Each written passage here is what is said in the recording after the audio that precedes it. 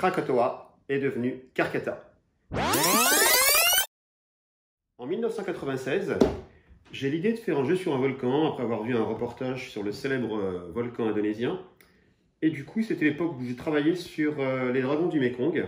Et donc, j'ai développé Krakatoa avec un volcan catapulte, avec un plateau en relief pour recréer le plus fidèlement possible l'illusion d'une île volcanique. À l'époque, il y avait des cartes, il n'y avait pas de dés. C'était simplement un système où il fallait dézinguer l'adversaire. C'était beaucoup plus simple. Du coup, entre 1996 et 2018, date à laquelle je l'ai présenté à Goliath, il ne s'est pas passé grand-chose. Enfin si, pour moi, il s'est passé pas mal de choses, mais le jeu est un petit peu tombé dans l'oubli. Et j'ai décidé de le remontrer en 2018 à Goliath. Et du coup, ils ont bien aimé le concept.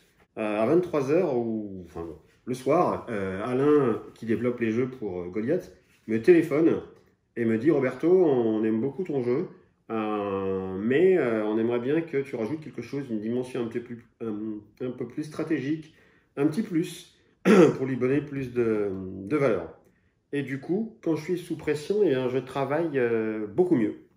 C'est ce qui s'est passé. En 1 heure, j'ai eu l'idée de créer des zones avec les coulées de lave qui délimitent des territoires dans lesquels on enverrait des scories qui du coup devenaient des gemmes avec différentes valeurs. Ensuite, les indigènes ramassaient les scories pour marquer des points ou alors essayaient de se trouver dans la zone où il y avait un maximum de gemmes qui valent des points pour marquer le plus de points possible à la fin de la partie. Donc l'idée est arrivée en 1 heure. Je l'ai envoyé, je me rappelle, vers minuit à Alain. Et visiblement, ça a bien plu puisque le résultat est vraiment top. Merci Alain. C'est Karkata.